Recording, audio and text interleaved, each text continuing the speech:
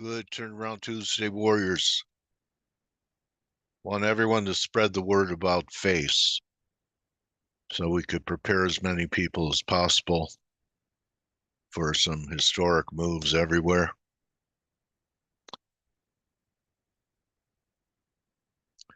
How you doing, Bran?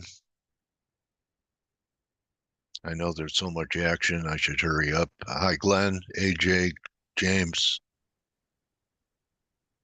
Hey, Blake. All right.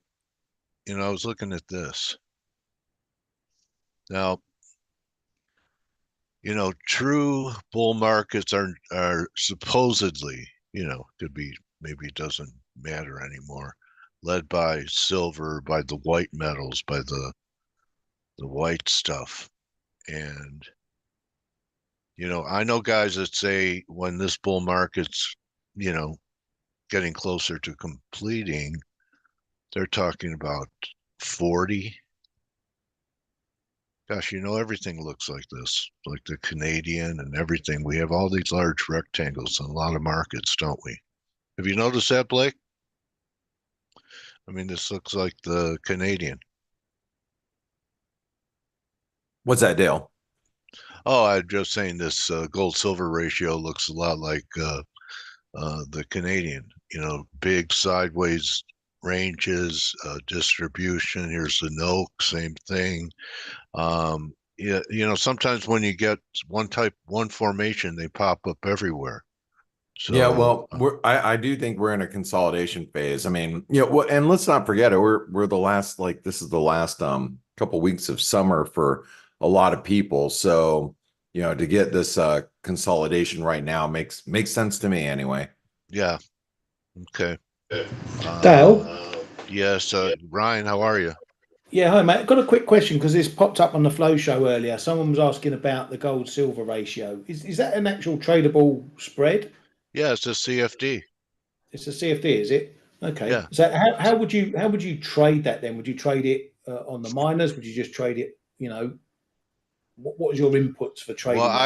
I've never traded this. Okay, it's a CFD. I've never traded it, but I use it like a guide A weather for vane. like preferred longs and shorts. I mean, Gotcha. it's pretty obvious what your preferred long is when this is happening, and it's not silver. So, I mean, gold is challenging the highs here, still diverging like hell, and silver. Yeah, understood. So it's more like a weather vane for how you're trading between the two. Yeah, it's like the euro pound of precious metals, Yeah. e.g. Thank you, mate. So that's what I would tell your student. And I really liked your tweet about coaching. I retweeted, had your mug Yeah, on thanks, it, mate. talked about time. What were you trying to get across to people in that?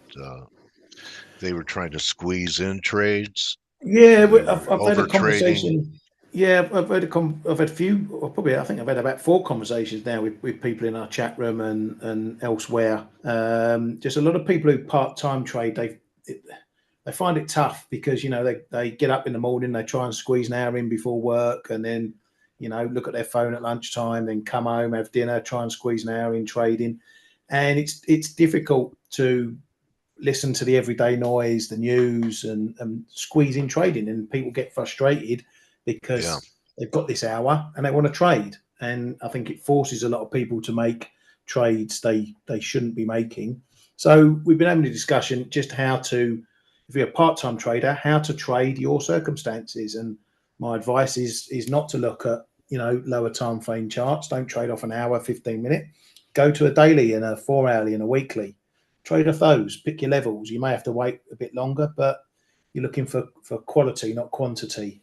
Fit it in with your lifestyle. Yeah. And, who knows, the time of day that they're trading. They're not in the flow when things might be happening. Exactly. So, I mean, Exactly. you're picking an arbitrary time frame to trade.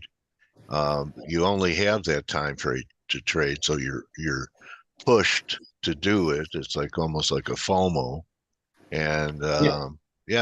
yeah, that sounds like the road to destruction Yeah. and frustration. Yeah.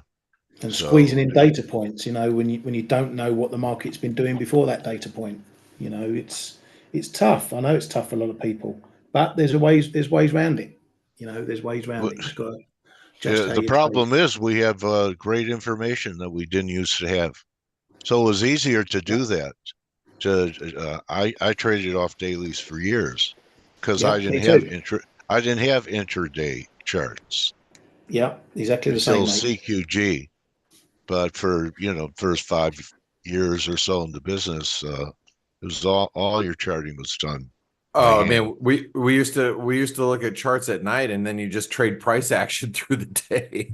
When Yeah, I first started trading, you looked at your physical charts that you'd have next to you, and like in a pile of papers. That's, yeah. Yeah, I mean, The pencil and a yeah, ruler next to you. yeah. yeah. Anyway, so that's a walk down memory lane. You have any vibes, Ryan, about you commented late last week how cable's starting to catch a bid, and you were skeptical of the decline. You thought it was overdone. It's acting okay. Yeah, I didn't know why it was going down. I didn't know why it was going back up again, but it's creeping up. We're trying to get above this 128 level. I've said there were two real levels above here. That's the real test: 128, 128.50. We've had a little poke above. We've got the 38.2 fib of that 130 move at 28.10, so that's coming in line. And yeah, I don't know what it's doing right now. It's trying to move up, but when something just feels half-hearted, and that one wrong headline and it's going all the way back down again. Could be. Up the escalator and out the window sort of thing. But if it gets above 128.10, holds it, then it should push on to 128.50 and perhaps start to turn around that move from 130. But while it doesn't, it's you can't rule out another move down. Okay. Well, you wouldn't want to see, just like everything in the market, uh, last Monday's low. This was on Friday. This low's key. I mean, it's a moving Yeah, average too. and it's a The 50 fib of the move up from April. Yeah, so the RSI confirmed at these highs. So there was no divergence up here, which is, at least one piece in cable's favor that we could go up again. And it looks like a 1, a 2. I think we're going to take out these highs. And like the kind of trader you were just talking about, um, you know, you trade a big reversal day like this, right? So I don't care what hour of the day. I mean, all you do it the next day after you see the scandal. You just get in. You have less leverage. You put your stop under this key reversal, which outside day wasn't a key, didn't happen at historic highs or lows, but nice outside day. I don't know what the candlestick term for it is. It's a bullish engulfing candle to me. So, and then you drop your stop here, and you have a couple of targets to take profits on and move your Yeah, stop up. And that's how, you're right. That's how they could trade part time, by going, raising their time frame. Great coaching. thanks, mate. Yeah. Yeah. So they think it has to be like in the movies when you're sitting there, you're doing things, Yeah, you know. you use the time, use that limited time you got in front of your PC to catch up on the news, to get Yeah. get yourself in shape with the market, so you know what's going on, and then use that knowledge to apply to your wider levels on your charts, to Yeah. see that level you've been waiting 2 weeks for, is it still valid? And if Yeah. it is, you trade it. And Yeah. take the rush out of things. You know, I'd rather hit two trades for 100 pips each than trying to nick 5 pips off 20 trades. okay, that's until you open your own brokerage firm, right? Yeah, I've always been in the wrong That business. will, I've always been on the I wrong think side I of the think I fence. would start to encourage the tick chart, that people should trade off a tick chart. I, And I probably I probably could have retired on the commissions that I gave my broker if I had them back. yeah, I know. I know. I had some friends, this is how people are. That's why I don't know.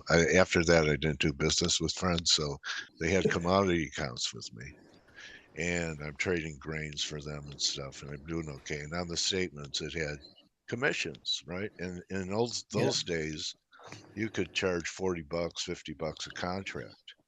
Yeah. I was managing it anyway. So um, at my birthday party, they threw a party for me at this restaurant, and in my card were all the P&Ls with the commission circled. Happy birthday, Dale. We already gave you Yeah. enough You paid enough for your own party. presents. Yeah. Huh? Is that a You good paid for your story? own party. You Yeah. know, Yeah. it's crazy back in the day that, Yeah. I mean, I still think about it now. But back in the day, you used to have to net, like you'd have to net out a profit for the day. You had to make, and I mean, me personally, I used to have to make anywhere between $1,500 and to $2,500 a day just to pay for my commissions. Yeah. So, and that's crazy, when you're like, oh, I made $4,000 a day, but I gave literally $2,000 a day in commissions. And I mean, those are the heydays for brokers. I mean, Yeah. brokers used to charge $15 a side, a Had a thousand shares spread. of equities. I mean, it was just Yeah. crazy amounts of money you had to make. But when you're trading in quarters and eighths, and it was much easier to make a quick $250 Yeah. back then too. Yes. Decimalization really Tightened everything. tightened. Eliminated Yeah, the that's it. spread. It Yeah. did. It really tightened everything. So Hey, wild what are you days. thinking here today, Blake? S&P's up 24. We're what, about 30 handles away from some type of retracement. Well, at least that big 5,400 level. Well, first of all, as far as the markets go, we're in consolidation phase right now, but I want to point out a couple of things that are pretty key at the moment. Everybody, was kind of focused yesterday, and Dale, I'll take over for you. I'll Okay. save you here, so you don't have to deal with it anymore. Um, uh, I think everybody was prepared for a potential Iranian response, and and that was like that got everybody's a little worried yesterday, and we saw equities come off, and everything overnight. People were kind of worried about that. You can see here's the yesterday's move lower in the S&P, and then we've kind of seen a bit of a recovery in the markets. Like I said, nothing's happened, but more importantly, there's like some negotiations or possible negotiations happening in the Israeli-Iranian situation. And if you're not up to the story on that, you can just go over into the news and research room. I think we have it on it's a Reuters article, so you can kind of read what's happening there. Anyway, so I think that's one thing. Plus it's summer, so the markets are also preparing for producer prices today and then consumer prices tomorrow. The market's expecting continued, weakening of this data or disinflationary data for the market to chew on, and that tends to be good for equities, right? If you have inflationary pressures coming down, it should help equity markets continue to recover and regain composure, if you will. We're nearing that 5,400 level in the S&P, which I think is key. We talked about this yesterday, 5,400 to 5,470, which is the 618 retracement. This is all very doable in equities, I think, right now. We could grind, keeping in mind it's August, right? And as long as there's no major headlines, we can probably continue to grind up towards this big 618 retracement, which is about 100 S&P points away from where we're currently at.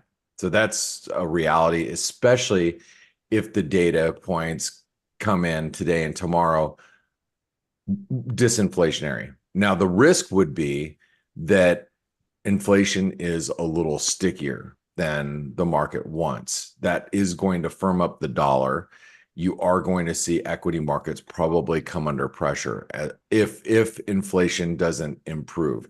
Ryan, you've been up longer than Dale and I. You've been in front of your computers, taking in all the information, probably reading, some Bloomberg articles or Reuters articles, kind of getting up to speed on what banks are thinking and what the market's thinking. How are you feeling today for PPI as it comes out, as we're looking at it today? Yeah, it's going to have a bit of focus because it's coming before the CPI, which is very rare. Usually it comes after it. So the market's obviously going to get its first bite at the inflation numbers for July. You've got to understand PPI can be a bit more volatile, so it can swing around a bit more. So don't get too caught up in, if you see a half decent move, it's not like CPI, which should move 1 or 2 pips. PPI can move 3, 4, 5 pips. So take that into account. Is it going to change anything? Not really. All this data we've come through, disinflation, whatever you want to call it, the Fed is doing what the Fed's going to do. It's heading towards cuts. That's not going to change. Only if this number is really super hot, so back above 3% or the prior numbers quite significantly, then we might see those September expectations washing out a bit further. We're still overpricing September. I was talking about this with Michael Brown on the trade-off UK, still pricing around 35 basis points of cuts for September, which is still a little bit toppy. So there is still some room to see a bit of reduction in those rate cut expectations, which, as I say, could mean a firmer dollar if the data isn't overly soggy or if it's hotter. Yeah. Okay. Well, now remember, this is manufacturing data, and I personally think if the data comes in a little hot today, I'm going to actually use that as an opportunity. So, for example, just from a trading point of view, the euro dollar I still think is very constructive. I like the fact that we've rallied out of this. We're approaching triangle resistance. We're just holding above 109. 108 and a quarter, but ahead of this 108 and a quarter. I'm sorry, 108.70. You can see it right here. It's this. I'm sitting here looking at it, and I don't know why 20 came out of my mouth. It's early, right, Dale? Still 5 o'clock in the morning, any which way we slice it. But so these dips, Blake. Yeah, the dips have been very contained in the euro, and I like it. That means we're consolidating near you. If you look at this move higher inside of the triangle consolidation longer term, we're consolidating right near resistance. So the risk, I still believe, is still for an upside move here. That means dollar weakness.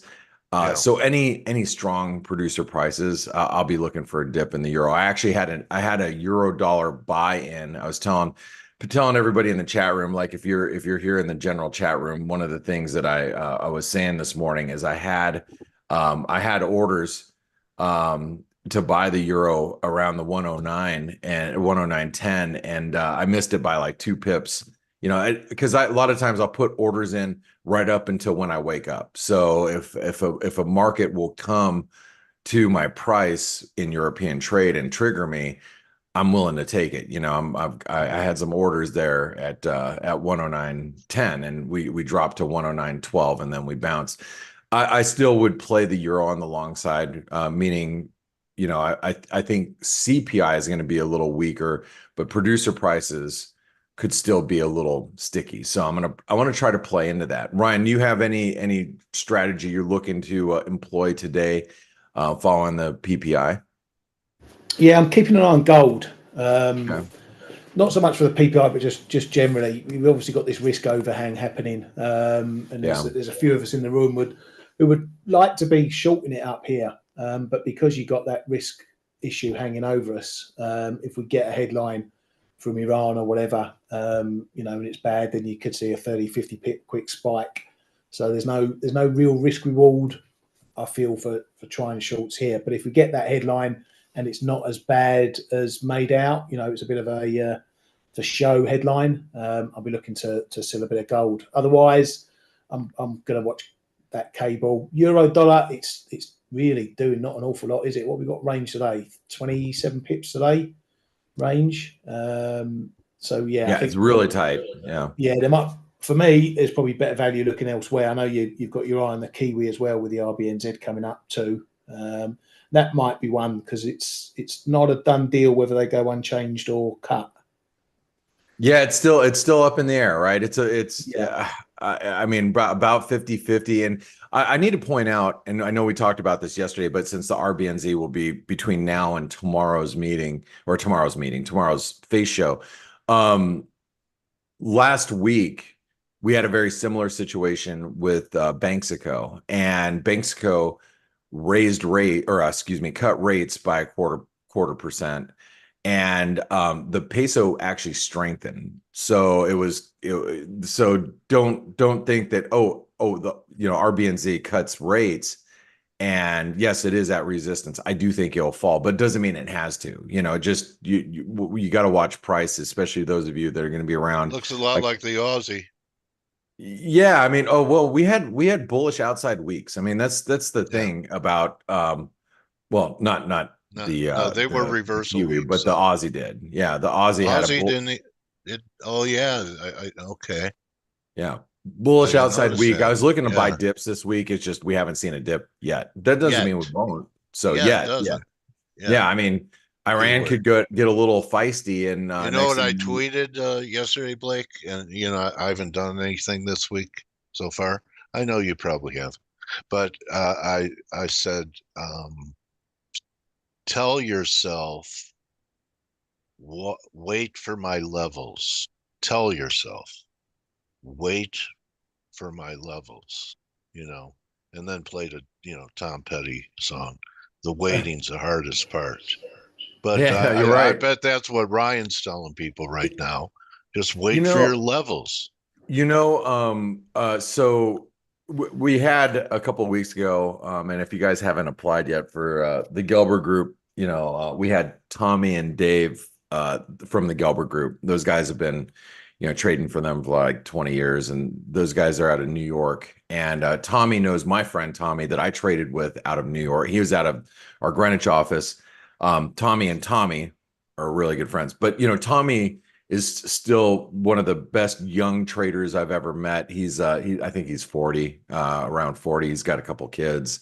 I've watched his kids being born and stuff. Great guy that I used to trade with, and talk to every day for like 5 years. We still text now, and he every day. You know what he asked me every single morning? Hey Blake, what are the levels you looking at in the euro? Every day it'd be like, what are you looking at in the euro? What's your levels? He didn't care about the setups. He didn't care about what chart patterns I'm looking at. He's like, what levels do they matter to you? And he was just kind of match them up to his, and he's like, yeah, that's important to me too. That's all I care about. Like literally just what are your levels? Wait till it gets there and then trade off of it. So that's right. it, and it's important because that's what we do. Even though we have patterns that we're looking at and things that setups, it's really what are the critical levels that are going to produce some sort of response from the market, whether it's a trigger a bunch of buying or trigger a bunch of selling or trigger some sort of pivot from. That's all that really matters in the markets. And if you can kind of get that through your head and then do the whole Tom Petty thing, right, Dale? Yeah, it all matters. All right, hey, real quick, I'm gonna talk a little bit about a pet peeve since you brought up gold, and it's kind of a slow summer day as we're waiting for producer prices. Ryan, you brought gold, and I want to go a little old school here, Dale. And I want to talk about head and shoulder patterns and inverted head and shoulder patterns. And I'm going to draw something real quick for you. I'm going to actually take this gold chart, and since this is something I don't use all the time, I'm going, whoops, that I didn't want to do. Let me remove these two drawings. There we go. Okay. So somebody came up to me yesterday and said, hey, Blake, this is a inverted head and shoulder pattern. And I'm like, okay, if you say so. I'm only assuming they're looking at this point in time. I want to just, people would call that a handle. I want to make sure I tell everybody this because it's one of my pet peeves. Head and shoulder patterns are reversal patterns, not continuation patterns. I'm sorry, Dale. I have to go on a little bit of a rant here. It is, it's so irritating to me, but we have been in a literally a bullish market for like going on a couple of decades. So it, unfortunately, when you're in a one-way market for like decades, it produces really bad habits. And one of the bad habits is going to be trying to forecast some sort of target on a continuation pattern that's not a continuation pattern. Because when the markets change and shift gears and we go into more of a trending market, which I think we'll probably be in for the next, several years, you're going to find yourself on the wrong side of the market trying to do extensions on what's typically and historically going to be reversal patterns. So it's just one of those things. I'm like, oh man, you have never read the technical analysis Bible out there. And if you haven't read Technical Analysis for Stock Trends by Edwards and McGee, go spend $100, buy yourself a copy, and put yourself to sleep every evening reading a couple of chapters, because that's what it'll do. But it really will teach you some of the basics about technical analysis. That They is, still work. they do. That's the thing about history. And it's going to start getting generational, because it's going to start taking the people that are trying to, to do the easy way out, learning technical analysis from YouTubers that have been trading the markets for 6 months and only Bitcoin, and they're teaching you how to do technical analysis. And you're like, yeah, that works. And then everybody's going to end up getting slaughtered and realize, oh, I should have actually like taken the time to go get my CMT or read a proper, historical, technical analysis book that really has looked at case studies for decades at a time. So anyway, I had to get that out there because it's one of my pet peeves. All right, Ryan, we have a couple of minutes before data comes out. You're looking at gold. How about sterling? You have any views there following the data today? Ryan, you're muted if you're trying to speak. I'm here. Sorry, mate. I'm just no problem. prepping for the PPI stuff. Yeah. If anything, you probably want to look at cable maybe as a bit of a dip buy, but only if it gets down to the low 127s perhaps, and that support zone. It's still a bit wary under 128, as I say. Euro sterling, that's doing a bit better. If it holds here at 85.50 as resistance, then maybe we get a push lower. I'm still short this one and slicing and dicing. So yeah, that's my watch list for today. Got it. Well, did I delete that? I can't. Oh no, here's the data flash. So I'm gonna put the data flash here. Let me move it out of the way actually, so I can grab the charts. Dale, you have anything on your radar today? We got just about 2 minutes. Go ahead. I would welcome a dollar rally to add on to USD CAD shorts on a rally, and looking to buy, if this happens, I'd buy more Aussie, just a shade under 65. All right, very good. I am gonna try to buy the euro or add to my euro exposure. My average right now is 108.90. I've reduced my position from 2 weeks ago or week and a half ago or whatever it was at 108.50. I've kind of been adding and pulling off, and I will add back below 109. I'll add what I had.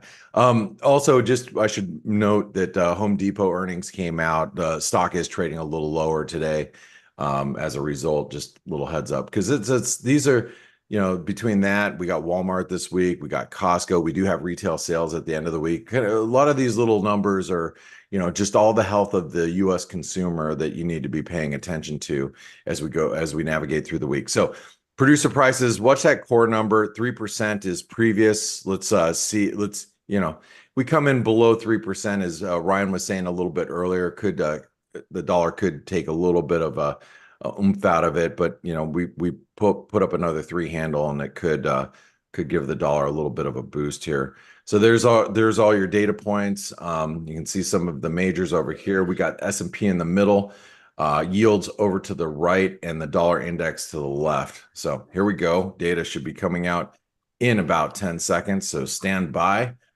Everybody grab your privates and hold on. So no, don't do that. Maybe you will. All right, here we go. Or even a Softer little than soft, expected. yeah. Are you seeing the year-over-year numbers? Yeah, Dollars really. 2.2 and 2.4 on the core. All right. Both lower than expected. One of the other dollar pairs thing. I don't know why that data hasn't been coming in, but that's all right. Although I want to show you one of the other dollar pairs that you need to be a little careful with here. And sorry, Benedict, I know you're trading it, but I have to mention it is the Swissy. The reason why I say the Swissy is because the Swissy has come back up towards that area. I was looking at the week ahead video yesterday. We got to 87. I sold some right at 87 basically, and I'm short some dollar Swiss, and I'm playing a little bit of long Swiss franc right now because of the risks that are surrounding the Middle East. And obviously if you're in the ForexAnalytix community and you're in the trades room, you can actually see my open positions from yesterday and how I'm short the dollar Swiss at 86.98. These are positions that I'm taking. If you ever want to know what Ryan and I are doing, and K-Man, a lot of other traders are in here posting what they're doing. Just be in the ForexAnalytix community, go over to the trades room, and you can see, I keep a running total of what I've got on the board. This way you can kind of gauge what I'm doing throughout the course of the day. And it's a good place to be and have conversations. I had to shut down a little bit of the political talk last night, and that's no offense to anybody out there, but Dale, did you listen to the spaces with Elon Musk and Donald No, Trump? You did not? no, I'm trying Oh, to okay. avoid that stuff right now. Yeah, I Affects know. my Well, so I was affects my listening to it blood on pressure. I was listening your blood pressure. I was listening to it on the ride home. I had to go across town last night, and I was listening to a portion of it anyway. But I just want to make sure everybody knows in our community, we try not to talk about politics because, yeah, you're just never going to make anybody happy and just get, like Dale, you say, it just gets their blood boiling. So unless it's affecting the market, like something was said that affects the market, it's the only time we really discuss politics in the chat rooms. Just because, and this time of year, or this time of every 4-year cycle, it gets a little heated. So we try to keep it out because really we just care about what is moving the markets right now, not so much political Go ahead, bias. say it, So Blake. The only thing we care about in this world is money. that's right. Okay, we're here for the money, guys, not for the entertainment. That's right. All right. All right.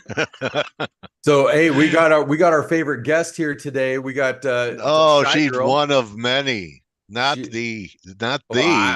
I'm playing For you, favorites. I'm gonna play you're favorites. I'm playing favorites. all right. But you say I'm not the host. You're everyone. the host. I get to play favorites. But you tell everyone that they're your favorite. So how can they all be your favorite?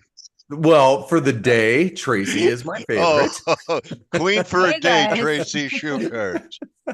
Hey, You are Tracy. queen. You are queen of Forex Analytics today. Can I ask you, Tracy, what this means to you? It melts my heart. Oh my gosh, what a beautiful thing happening here. All right, so we'd like to talk about that, but we don't care about anything except making money, Tracy. What do you I'm think? I think she's going to help oblige. So, All right, so let's do what we usually do. How have you been? I'm doing well. How have you been? I'm, rocking. Well, all right. All right, so here's Tracy, everybody. It's her company, Hill Tower, and she has a couple other relationships, and her reputation precedes her. So, Tracy, let's take a trip around the board. You have I a. can't see your charts. Are you? Okay. Maybe I didn't share them. Let's see. Yeah, that's a tough chart to read. The one that's up there. It's too opaque. Here you go. There you go. All right. Where's your head at on the dollar? Has the dollar spoken, and where a bear trend is emerging here, inflationista? I think we need to break below that like 10.25 area. It's kind of wicky there, so I think you're gonna need to see a kind of a break below that. I wanted to Obviously, I ask think you, the markets are kind of anticipating a rate cut, right? Because I think, we've got what, a 90% chance of 50 basis points in September, which I don't think is going to happen. But so I think markets are kind of anticipating that, or the dollar is anyway. That's okay. why we're seeing some weakness. Well, do you think people might be trying to front run what would be policy uh, through Trump presidency? They talk about wanting a lower dollar so they could spur exports. I I Nah, don't think so, because Yellen's pretty in control of the dollar too. If she wanted, she uh could make that go higher, okay, essentially, if she okay, wanted to. But I mean, we've kind of really been consolidating here for a while, yeah, which is fine. Not having huge moves in the dollar is good for every market, particularly emerging markets. So yeah. But it's kind of put people to sleep because everyone's saying the same thing. I just think that last week's action was pretty conclusive. It's just a grinding thing. I think we're headed for par, and that'll be the real test. So we'll see. Time will tell, as always. You have any comment on how much stronger gold is than silver as expressed through the gold silver ratio? And I know a lot of people longer term think this ratio could trade back towards 40, would be kind of a median. But aren't most bull markets led by the white stuff? And maybe this is more of a monetary play than an inflation play, and that's why they're going to gold. yeah, definitely. Absolutely. I mean, it's kind of been detached really from inflation for quite a while. It's kind of been decoupled. So I think it has a lot to do with geopolitical fears, has a lot to do with, we have a lot of central banks buying, of course. I Yes. think, that's, having to do with the Russian invasion of Ukraine and when we seized Russian assets. Um, so, and I think that really for that breakout over like 2000, we were still seeing outflows in GLD. So, it really just over the last few weeks or so, we're actually seeing inflows into GLD. Yes. So I think we're I kind heard of about seeing, that. yeah, so I think we're kind of seeing sort of a lag in retail, which is kind of helping propel this higher too, because they're just suddenly jumping on this trade. Okay. Silver also got down almost to the breakout test before this bounce. Um, I want to talk to you about energy and hear some fundamentals from you, Tracy. So let me just show you what I'm looking at technically and give me a fundamental narrative to support my technical case. Is that a deal? That I can try. Yes. Okay. All right. So this looks like a triangle to me. We shook out a lot of people. Monday's low is important across the board. Yep. Everything that's holding Monday's low. It looks like we could try a breakout here over 84. And Uh, this formation's $30. Yeah, absolutely. I mean, it looks very bullish. What we're seeing again, I mean, we've seen oil prices rise almost $8 off of Yeah, that low that we saw. a week And ago. yeah, and really, we haven't seen CTAs jump on this trade yet. And so, I Okay. mean, they're just starting to now, but that can always add to, if the CTA Momo traders, really start jumping on this could propel it much higher than, possibly it could be. Obviously, there's geopolitical fears. I personally don't think Iran is going to do anything to cause World War III. I think cooler heads will prevail. But that certainly is a risk that people are talking about, and also talking about, people are also mentioning, closing the Strait of Hormuz, which again, I don't think Yeah. will happen, but it's all over the news. So I think people, there's fears that would happen as well, which would definitely impact the energy markets. Well, this is a $30 formation. So closing over 80, looks like 83 or so, would be a breakout. And just technically you tack on the width of the formation to the breakout and you get like 113, 114. Is That would, am I too aggressive here? And uh, does this sound like it could be a geo risk too?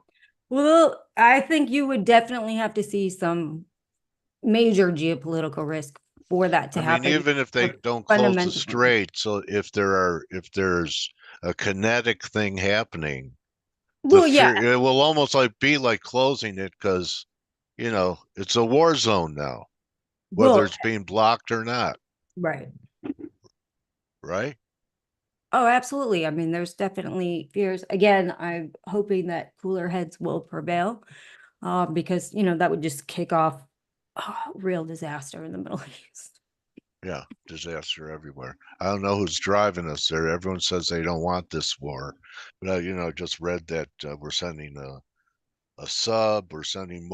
sending more yesterday. So, let me ask you, anything else in commodities that has your attention, I think, Tracy? uh, copper's in an interesting place. We take a look at copper, we've Where's had that weekly? major pullback. So I'm looking to see if we can hold, this Yeah, $4 area. yeah. Because that's going to be kind of your make or break. That's kind of a big level. So keep your Sure. eye on that area for certain. Okay. Nat gas, pretty nice picture Nat there. gas. Come Oh, poor on. nat gas.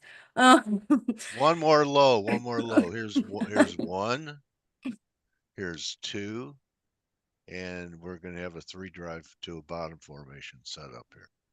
so yeah, I mean, You I can't think be short, can you? I I'm agnostic here. I mean, Okay. I'd have to see a breakout for me to get bullish over $3. Like a breakout and a pullback, and then I would probably get long there. Right here, I don't want to be short. I don't want to be long. Okay. Well, I'm willing to hear your confession since you went agnostic on me. We'll step into my Zoom room, Trace. All right. All right. Copper, okay. And anything else? I know that you like fertilizer stocks as Oh kind of an no, ag play. They got killed. that play is over. Well Okay. over. What's your Your you're gonna have to newest see trade? nat gas prices much higher for fertilizer to do Okay. anything. Okay. Grains, you're still holding corn calls? I've got corn. I rolled, yeah, out to December. So we got corn calls. So we'll see how that trade works out. This chart looks like death.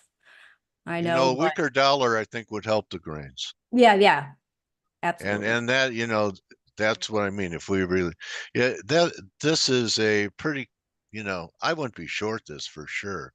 I mean, it looks like you have some type of falling wedge. And look at these lows here, Trace. Yeah. I mean, I like it. And And then I mean, the and then look farmers at need it too. this. This is what's really attractive is it's been diverging since the end Right. of June. Okay, we're making higher lows on the RSI. Exactly. So that's a pretty good picture. That's worth a shot. Because, anyway, let's see how wheat looks. Some of these are so overdue. Beans are really cheap. Look at this. Beans I under 10 know. bucks. Oof. Yeah. Huh? Let's hear that woof one more time That for chart. everyone. So, yeah, are you doing anything? You have a view on risk at all? I know, you're mainly a commodity person, but I know you keep an eye on the market. Let me ask you this, Tracy. You've been around markets for a while. What were you thinking that day that you saw the VIX go to 60? Well, that was crazy. I mean, obviously that was crazy. But, a lot of that had to do, whether you want to blame it on, weak US data, or you want to blame it on the yen carry trade, or whatever you want to blame it on.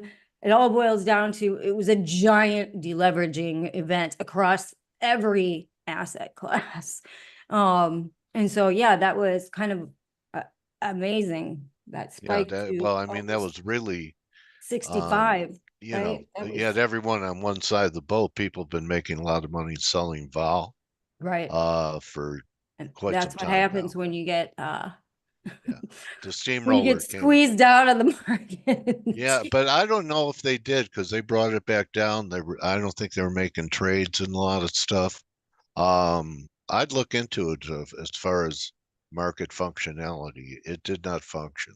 Do Yeah, a you lot think of that when you see like aberrational behavior like that, because certainly a 10% pullback in NASDAQ did not justify a 60 reading. 65 and VIX, Yeah, right? right. So is there some I are mean, there it could some be, structural things happening here that uh, came to the surface in that measurement?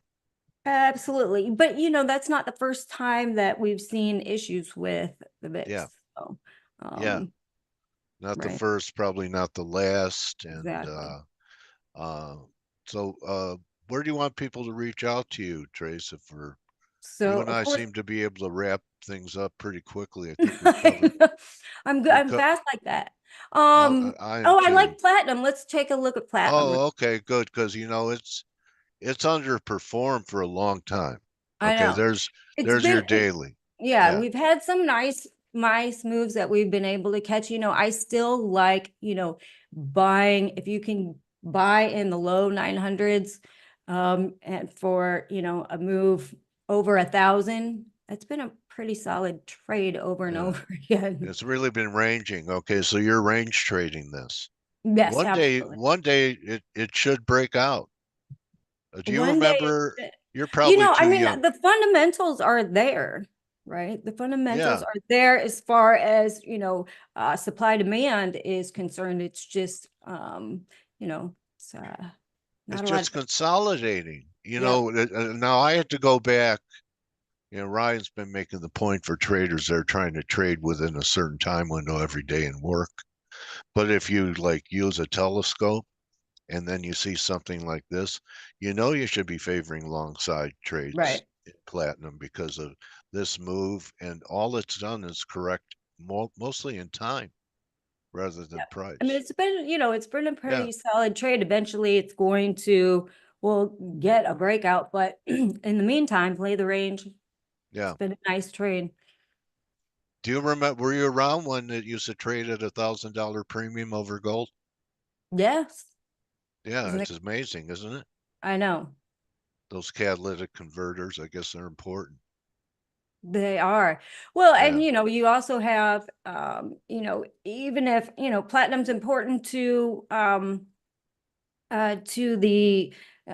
ESG market, green energy okay, market, but also, there's a lot of stories that EV sales are slowing, et cetera, et right. cetera. That's Yeah, even better for platinum. yeah. So, and palladium. So, We don't talk politics here, but I'm just thinking, when it comes to natural resources, that any party that, either party, if they reduce regulation, made it easier to um, drill holes in the ground here in the U.S., is going to, help the country. If they remain restrictive, the mines and the wells and all the natural resource capacity that we have now becomes rarer. absolutely. You know what I So, I mean, mean? I think as far as the mining industry is concerned, really, we need to streamline permitting. Yeah, Um, you can't and open a uranium mine here. you can't do any, I mean, permitting takes 10 years, Yeah. and that's before you even can drill a hole in the Oh, ground. yeah. So, They need to if streamline things. if we want to reduce our reliance on China for most of these important metals called at-risk metals, then, you know, we're going to have to cut through some of this bureaucratic tape and make things easier. Yeah. Okay. So, I mean, that's something that people, you know, just have to think about it. Are we going to be able to go after our natural resources or not in a time when the scarcity is starting to develop? Exactly. Great talk, Trace, like usual. Well, thank you. Where do you want people to go to your to Yeah, this so website? yep, you can go to that website. I have we have institutional and retail research there. I'm also on Twitter. And then I also have just a commodities portfolio with that I do with Andy Constant at Damp Spring. So it's That's right. Shy Girl at Damp Damp Spring. Springs. Yeah. And that's where we have our kind of alpha and beta portfolio building for the commodities. Okay. So you enjoy working with that team? Yeah, absolutely. Cool. All right. Well, say hi to them from all of us here. Absolutely. And Tracy, have a great summer, my trading warrior sister. All right. I will And see you next time. yeah, Thanks, I'll everybody. talk to you in November Perfect. around Looney Tune time. Perfect. All right. Yeah, Love it. I'll give you time to vote if we can still do it. Right. All right. So anyway, All right. all right, Thanks, Tracy. guys. Thank you Have a so great rest of much. your day, everyone. All right, Tracy Shuchard, everyone find her on X at Shy Girl. That's Shy GRL. Yep. Here's Hill Tower. She's also working with Damp Springs. So if you want to take a look at what they're doing over there, and Tracy helping manage the commodity side of their fund, that tells you right there that they're using Tracy's knowledge and timing and all of it to build a commodity portfolio. That's her wheelhouse, and she's very good Woohoo. at it. So that's a wrap. Um, you should, at the minimum, follow Tracy. Keep her as part of your intelligence gathering. As you know, energy markets heat up, she'll keep you balanced. Okay, you won't be able to get crazy one way or the other. And right, so Absolutely. sometimes it takes an experienced hand to be able to guide people through volatile markets. Tracy would be one of those. So that's a wrap for me. And good turnaround Tuesday, everyone. Good hunting the rest of the day. Like I said, wait for your levels. I know it's hard to wait, but those are your quality trades. The other ones are, you know, you may as well be, you know, the slot machine or something. And most of all, remember, don't just count your pips, count your blessings. Adios. See everyone tomorrow. Thanks again, Trace. Thank you. All right. Thank you, you guys. Glad you enjoyed Norbert, Alexis, all you guys out there. Barry. So people are thanking you, Tracy. You have a lot of fans. That's a wrap, everyone. See you tomorrow. Summer is almost over. Okay. You're welcome.